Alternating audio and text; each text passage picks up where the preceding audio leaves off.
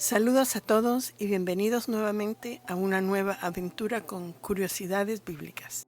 Seguimos desglosando palabra por palabra las Escrituras, inspiradas a hombres imperfectos por el Espíritu de Dios, sin hablar de doctrinas ni de preferencias religiosas. Simplemente explicamos las Escrituras a la luz de su original hebreo bíblico, costumbres y cultura de la época. Si no se ha inscrito en este canal, le invito por favor a hacerlo y a continuar con nuestras meditaciones sobre la palabra de Dios. Hoy vamos a hablar acerca del amor de Dios. Tema bastante conflictivo puesto que no lo practicamos tal y como Dios lo demanda. Pero hay que confrontarlo e ir aprendiendo que el día que menos lo pensemos, lo estaremos practicando. Me he puesto a nadar mar adentro con este tema puesto que en realidad quiero conocer su profundidad, ya que con este mandamiento es que se rige el reino de los cielos. El amor de Dios es insinuado desde Génesis 1. Aunque no leemos que diga que Dios nos ama, es insinuado, ya que lo podemos ver a través de la obra de la creación y la razón por la que lo hizo. Él, como buen padre y como el Todopoderoso, creó primero el ambiente donde sus hijos amados habitarían, la tierra y todo lo que hay en ella, poniendo en ella lo que necesitaríamos para habitarla. Le dio al hombre un lugar seguro y le dio leyes de limitación, causando en ellos el sentir de protección del Padre, hasta que se halló pecado en ellos. Y para continuar, me pareció efectivo conocer cuándo fue la primera vez que en la Escritura aparece literalmente el verbo amar. Y encontré que la primera vez que se menciona el verbo amar no es necesariamente donde yo pensé que lo iba a encontrar, en los 10 mandamientos. Se sorprenderán y que es en Génesis 22, del 1 al 2, que leo. Aconteció después de estas cosas que probó Dios a Abraham y le dijo, Abraham, y él respondió, heme aquí, y dijo, toma ahora tu hijo, tu único Isaac a quien amas, y vete a tierra de Moría, y ofrécelo allí en holocausto sobre uno de los montes que yo te diré. Esta es una historia que muchos conocemos, pero a través de esta historia, por primera vez, Abraham, como hijo de Dios, estuvo dispuesto, por amor hacia su Padre Celestial, obedecerle y confiar en él. Y Abraham, como padre, estuvo dispuesto, por amor a su hijo, dar hasta el sacrificio. Lo que esto quiere decir es que Abraham no quería dar a su amado hijo en sacrificio. Ese era su mundo, eso era su esperanza, el regalo que Dios le había dado, la promesa de Dios para su continuidad, pero lo ofreció de cualquier forma. Eso es un amor sacrificial. ¿Y cómo demuestra Isaac su amor hacia su padre? Porque ese es otro personaje digno de analizar. Confiando en que su padre sabe qué es lo mejor para él. Confió en la respuesta que le dio cuando le preguntó dónde estaba el cordero para el sacrificio, donde su padre le dijo, Dios proveerá, hijo mío. ¿Cuántos deseamos tener esa clase de amor en nuestra familia? Que nuestros hijos confíen en nosotros como lo hizo Isaac. Y tenemos que tener en cuenta que él ya era un joven adulto, no era un niño. Y aún así, confió plenamente en su padre. Y por amor a Dios, Abraham envió a su otro hijo Ismael fuera del hogar, no sin antes rogarle a Dios que si era posible tenerlo a los dos. Lo tuvo que echar. Y ahí podemos ver los dos prototipos de hijos, uno sometido a sus padres y el otro comportándose incorrectamente, hasta el punto que tuvo que ser echado de casa. ¿Les suena familiar esta situación?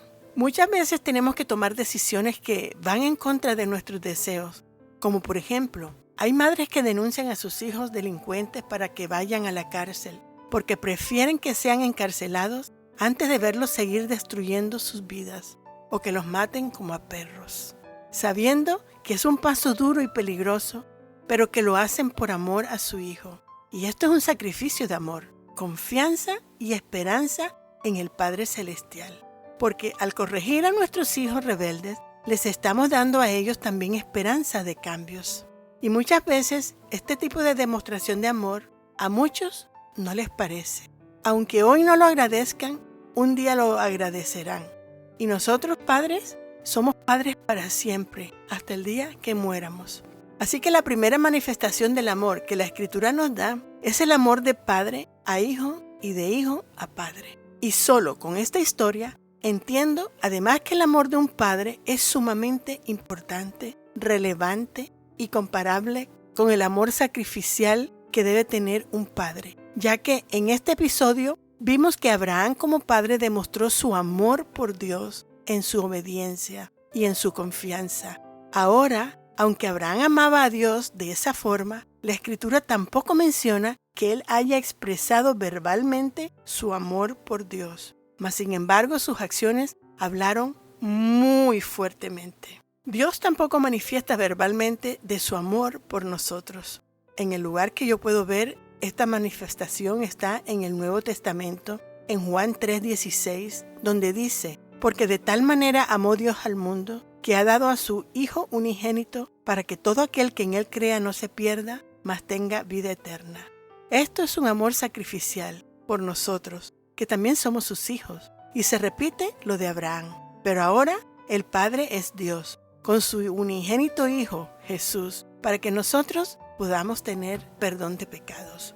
Efesios 2, del 4 al 5 nos dice: pero Dios, que es rico en misericordia, por su gran amor por nosotros, nos dio vida con Cristo, aun cuando estábamos muertos en pecados. Por gracia habéis sido salvados. Así que si vemos estos dos textos bíblicos, ya podemos darnos cuenta de algunos puntos. Uno es que el amor del que Dios habla es dar sin reserva, sacrificialmente, confianza y obediencia.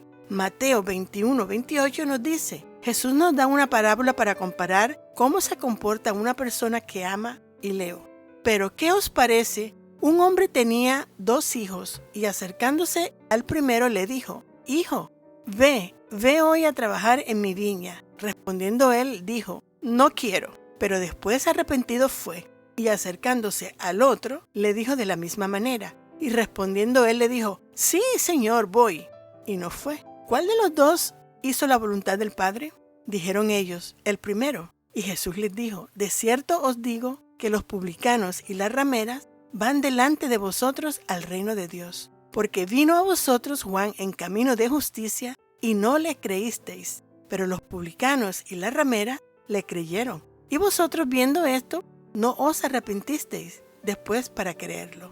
Primera de Juan 4:10 nos dice algo muy profundo acerca de lo que es el amor para Dios. Y es que Él nos amó a nosotros primero. Por lo tanto, si nosotros queremos practicar esa clase de amor, debemos amar nosotros primero, tal y como lo hizo Dios, que nos amó primero incondicionalmente. Yo en esta meditación es que aprendí lo que el amor incondicional significa, porque así como yo pensaba, posiblemente hay muchas personas que piensan lo mismo, que ¿cómo puedes decir que el amor de Dios es incondicional? Cuando siempre dice: si me amáis. Ese sí que está frente al me amáis implica condición. Luego entonces hay una condición.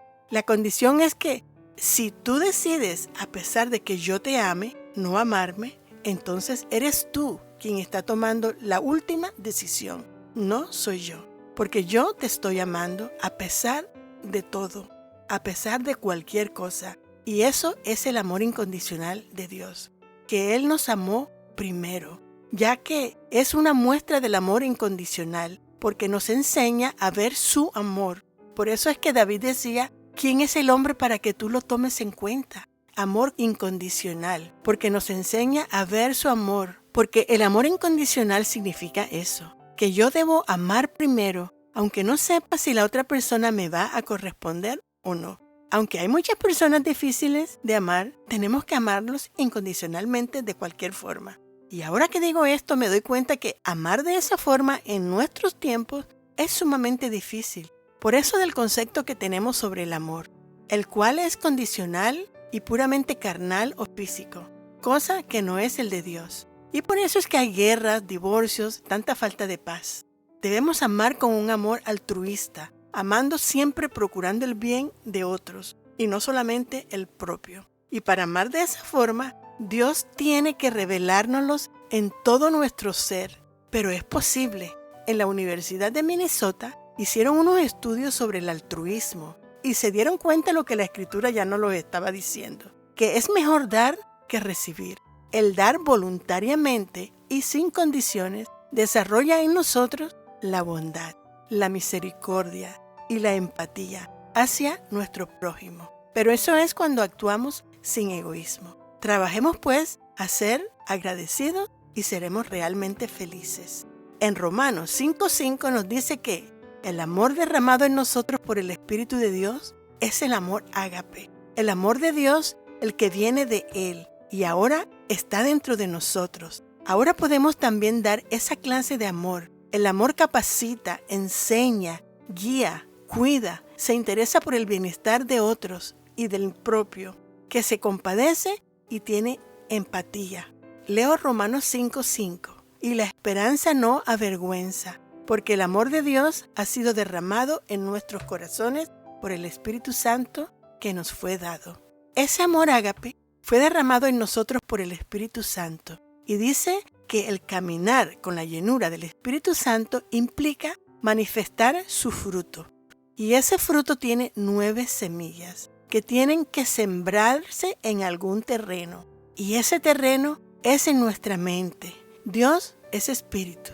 Por consiguiente, su amor es espiritual y su fruto también lo es. Y es personificado en nosotros y su manifestación debe perfeccionarse cada día en nosotros. Su manifestación es diferente. Esos frutos están mencionados en Gálatas 5:22 al 23 que leo. En cambio, el fruto del Espíritu es amor, alegría, paz, paciencia, amabilidad, bondad, fidelidad, humildad y dominio propio.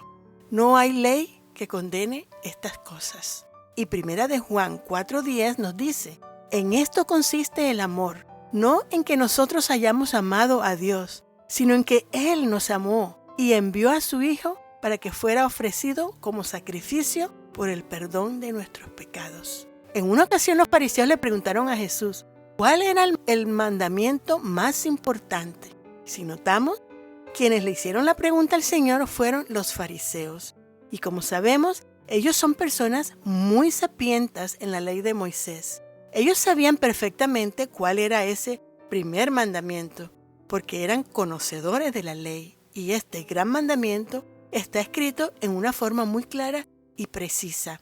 Pero aún así Jesús les respondió de cualquier forma y les dijo, Mateo 22, 36, 40. Amarás a Dios con todo tu corazón, con toda tu mente y con toda tu alma.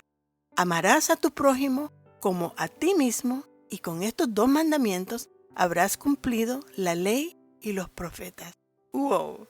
No solamente les hizo esa respuesta, sino que les dio 2 mandamientos que fueron dados en ocasiones diferentes. Mencionó primero el gran mandamiento o principal mandamiento que está en Deuteronomio 6:1 al 9, sino también que él mencionó el segundo gran mandamiento que se encuentra en Levíticos 19, 17, 18. Y si lees cuidadosamente la tabla de los 10 mandamientos, te darás cuenta que lo primero que en esa tabla se dice es que yo soy el Señor tu Dios. Yo te saqué de Egipto, del país donde eras esclavo. Lo encabeza de esta manera porque Él fue quien sacó de Egipto, de esa casa de servidumbre, y lo hizo por amor. Aunque no se mencione la palabra amor, Él no los tenía que sacar, pero lo hizo por amor. Y por haberlo hecho es que está recordándoles a ellos que ellos son el pueblo de Dios, que fueron esclavizados por causa de sus pecados, pero como yo los amo, los he libertado. Así que por ese amor que les tengo, les estoy dando unos mandamientos a seguir para que no vuelvan a caer en lo mismo. Eso es el amor de Dios. Eso es como cuando nuestro hijo se quema las manos en una estufa y nosotros le curamos sus manitas que fueron heridas. Pero una vez que le hacemos la curación, le advierte que se acuerde de que nunca más tiene que volver a meter sus manitas en la estufa, porque le va a ocurrir otra vez lo mismo. Así que los mandamientos no son condiciones para seguir siendo amados, sino para protegernos de algún daño venidero. Y eso es amor incondicional. Ahora vienen a Jesús estos hombres y le hacen la pregunta para saber qué era lo que Jesús le iba a contestar. Y Jesús les recuerda el gran mandamiento. Amarás a Dios con todo tu corazón, con toda tu mente y con toda tu alma. Primera parte. Y la segunda parte es, amarás a tu prójimo como a ti mismo. Y con estos dos mandamientos habrás cumplido la ley y los profetas. Entonces Jesús les recuerda ese gran mandamiento. Vamos entonces a desglosar este gran mandamiento. Con la respuesta que Jesús les da, les está diciendo que el mandamiento más importante de todos es amar a Dios con todo tu corazón y con toda tu mente y con toda tu alma. ¿Qué quiere decir Jesús con esto? De la manera que está escrito, nos está diciendo que una cosa es amarlo con el corazón, otra es con la mente y otra con tu alma. Entonces es importante saber qué es amar con el corazón, qué es amar con la mente y qué es amar con el alma. Comenzaremos con saber qué es amarlo con nuestro corazón. El corazón está totalmente conectado a nuestras emociones y con nuestro diario vivir, pero no por lo que ustedes pueden estar imaginando. Porque cuando recibimos una noticia que nos impacta, nuestro cuerpo segrega un torrente de sustancias químicas a nuestra sangre. Y esa torrente de sustancias químicas en nuestra sangre produce tal energía en el corazón que la sangre fluye más intensamente y afecta el ritmo cardíaco. Y de aquí es que viene el aceleramiento del corazón, cuando recibimos una noticia o un gran impacto. Pero eso no quiere decir que el corazón está sintiendo emociones, solo está siendo afectado. Tenemos que recordar que el corazón no tiene voluntad propia, sino que es un órgano o un músculo involuntario, y esto quiere decir que el corazón no tiene ni emociones, ni regula voluntariamente, ni su ritmo cardíaco. De manera que cuando dice amarlo con todo tu corazón, nos está diciendo que debemos amarlo hasta que tu corazón deje de funcionar, ya que el corazón es el vehículo para que la vida se produzca en nosotros. Es el que mantiene el cuerpo vivo, y si el corazón dejara de funcionar, todos los demás miembros mueren, y cuando esto sucede, dejamos de vivir y la vida se va. Por lo tanto, la metáfora es que amar a Dios con nuestro corazón es vivir plenamente, amarlo con nuestra vida. Yo le invito a que le dé un vistazo al video que habla sobre el corazón. Se los pondré aquí arribita. Ahora dice que debemos amarlo con toda nuestra mente. Analicemos qué quiere decir esto. Nuestra mente se encuentra en nuestro cerebro. Aunque no es un órgano específico físicamente, en ella están todas nuestras emociones, sentimientos, pensamientos, razonamiento y voluntad. Es como quien dice el centro de comando de nuestra cabeza. Y si nuestro cerebro muere, todo se termina también. Los estudios del cerebro ya han demostrado que las emociones humanas se originan en el llamado sistema límbico, que es la red de neuronas más importante para estudiar el comportamiento humano, porque tienen el papel más relevante en la aparición de los estados anímicos o instintos del hombre. Se considera como las emociones básicas a el miedo, la ira o rabia, la felicidad y todos sus matices emocionales. Está vinculado con el grado de socialización, con el aprendizaje y con la memoria. De manera que cuando Jesús dijo que tenemos que amar a Dios con toda nuestra mente, quiso decir que debemos amarlo con todas nuestras emociones, sensaciones, ira, cólera, miedo, todos sus matices que tengan que ver con ellas. Debemos aprender a controlarlas y a canalizarlas. Y es por eso que encontramos muchas advertencias con respecto a nuestras emociones y sentimientos. Por ejemplo, Efesios 4:26 nos dice: airaos, pero no pequéis. No se oponga el sol sobre vuestro enojo. Filipenses 4:6 dice: por nada estéis afanosos, sino que sean conocidos vuestras peticiones delante de Dios en toda oración y ruego con acción de gracias. Y Juan 14:27 dice: no se turbe vuestro corazón, ni tenga miedo. Salmos 34:4 dice: busqué a Jehová y él me oyó y me libró de todos mis temores.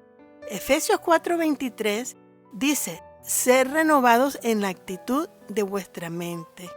Así que ahí están las emociones, sentimientos y nuestra mente.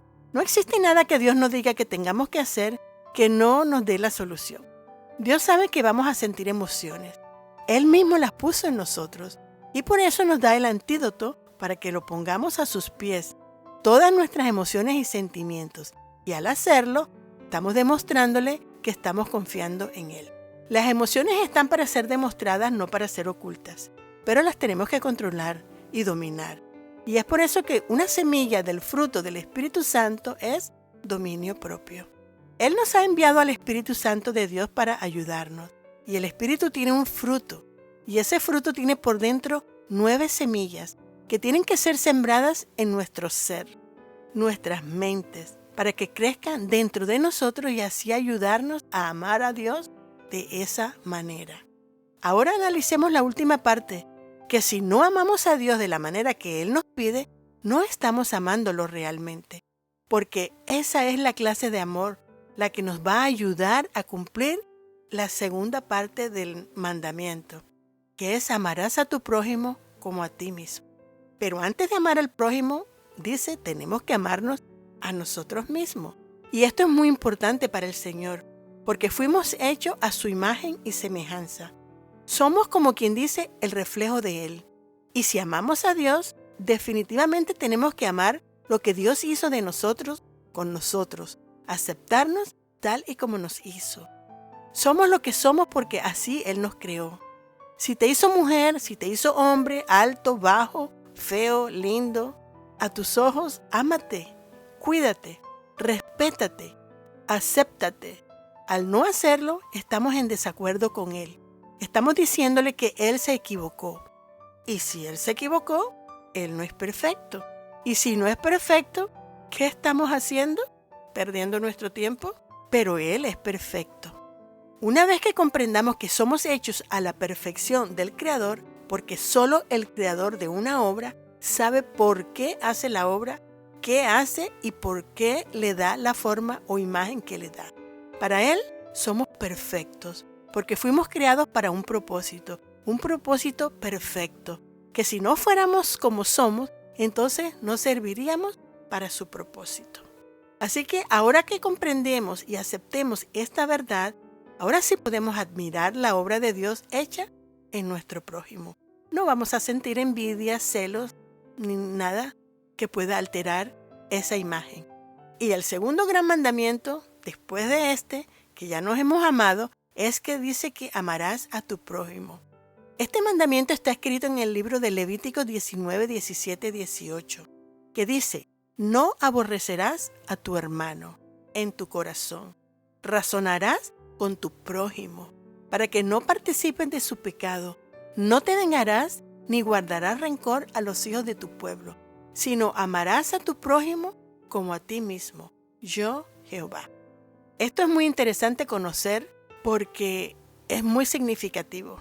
Debemos conocer quién es nuestro prójimo. Según el concepto judío, el prójimo es un miembro de tu misma raza o de la comunidad hebrea. Para ellos, es aquel que es amigo de Dios. Es aquel que comparte el mismo marco de relaciones pactadas con Dios. Ese es el prójimo para ellos. Entonces, ¿vino Jesús a cambiar la ley de Moisés al decir que tenemos que amar a nuestros enemigos también? Porque Él dice que amemos a nuestros enemigos. No, Él vino a aclarar la ley de la misma manera que lo hizo en otras ocasiones. Por ejemplo, en Mateo 5:38 Él nos dice, habéis oído decir ojo por ojo, diente por diente, pero yo os digo, punto suspensivo. Aquí ocurre lo mismo. Él les está aclarando qué era lo que en realidad la ley dice. Dios no hace acepción de personas. Sobre todas las cosas está el amor. Y por encima de cualquier ley está la vida, el ayudar, el asistir a todos en necesidad. Jesús no solo murió por los judíos, Él murió por los que son y los que no son judíos. Él tampoco hizo acepción de personas. Él obedeció la ley dada a Moisés y a los profetas. En eso Él demostró el amor, en la obediencia que es la mayor demostración de amor. Luego llegó un intérprete de la ley delante de Jesús para probarlo y le hace la pregunta clave. 10:25 al 37 que leo. He aquí un intérprete de la ley se levantó y dijo para probarle, Maestro, ¿haciendo qué cosa heredaré la vida eterna? Él le dijo, ¿qué está escrito en la ley? ¿Cómo lees? Aquel respondiendo dijo, amarás al Señor tu Dios con todo tu corazón, con toda tu alma y con todas tus fuerzas, y con toda tu mente, y a tu prójimo como a ti mismo. Y le dijo, bien has respondido, haz esto y vivirás. Pero él, queriendo justificarse a sí mismo, dijo a Jesús, ¿y quién es mi prójimo? Respondiendo Jesús le dijo, un hombre descendía de Jerusalén a Jericó y cayó en manos de ladrones, los cuales le despojaron e hiriéndole se fueron, dejándole medio muerto. Aconteció que descendió un sacerdote por aquel camino y viéndole, pasó de largo. Asimismo, un levita, llegando cerca de aquel lugar y viéndolo, pasó de largo. Pero un samaritano que iba de camino, vino cerca de él, y él viéndole, fue movido a misericordia. Y acercándose, vendó sus heridas, echándoles aceite y vino. Y poniéndole en su cabalgura, lo llevó al mesón y cuidó de él. Al otro día, al partir, sacó 2 denarios y los dio al mesonero, y le dijo, cuídamele, y todo lo que gastes de más, yo te lo pagaré cuando regrese. ¿Quién, pues, de estos 3 te parece que fue el prójimo del que cayó en manos de los ladrones? Él dijo, el que usó misericordia con él. Entonces Jesús le dijo, ve y haz tú lo mismo. Wow. Así que en el amor hay un patrón a seguir, hay una manera de demostrarlo. Y cuando la Escritura habla del amor, no está refiriéndose simplemente al amor carnal, a ese amor humano que nosotros conocemos muy bien. No, Él se está refiriendo simplemente al amor que viene de parte de Dios. Se refiere a ese amor que es transformador. Y Jesús nos da la secuencia de cómo debe practicarse ese amor. Nos lo dice ahí mismo. Nos dice que primero hay que amar a Dios con ese amor que es capaz de sacrificarlo todo, de negarte a ti mismo para ayudar al necesitado. Ese amor que te hace obedecerle, no importando las consecuencias, el qué, el por qué o el para qué. En el griego la palabra que se usa para el amor de Dios es agapao, que precisamente se refiere a este tipo de amor. Aquel amor que está dispuesto a vivir conforme a la ley de Dios. ¿Y cuál es la ley de Dios a la que Jesús se refirió? La ley del amor, pero por medio de la cual se cumplen todos los mandamientos y todo lo que el Señor mandó a decir por sus profetas. La primera semilla de manifestación del fruto es amor, y donde hay amor hay protección, y se manifiesta el gozo, la alegría, la satisfacción, y donde hay amor y gozo y satisfacción hay paz. Y cuando tenemos amor, paz, gozo y satisfacción, emana la paciencia, y entonces podemos ser amables los unos con los otros. Lo que nos amarga tiene que salir de dentro de nosotros para poder practicar la misericordia y la bondad. Y a medida que adquirimos esos valores o ese fruto del amor, nuestro carácter se va transformando y se va fortaleciendo. Tendremos más dominio de nosotros mismos. Cada uno de nosotros nacemos con nuestro propio temperamento, pero las manifestaciones de este amor van llegando a nosotros a medida que entramos más a la presencia de Dios, porque todos estos frutos no son parte de nuestra naturaleza. Ellos no son fáciles de fluir en el ser humano, debido a la caída del hombre. Así que la mayor demostración de amor para Dios es la obediencia y el sometimiento. Lucas 6:46 nos dice, ¿por qué me llamáis Señor, Señor, y no hacéis lo que yo digo? Y con esto terminamos con nuestra meditación sobre el amor de Dios, el amor al prójimo. Tómase su tiempo de leer, de estudiar, instrúyase, déjese inspirar por Dios e inspira el mundo de su alrededor.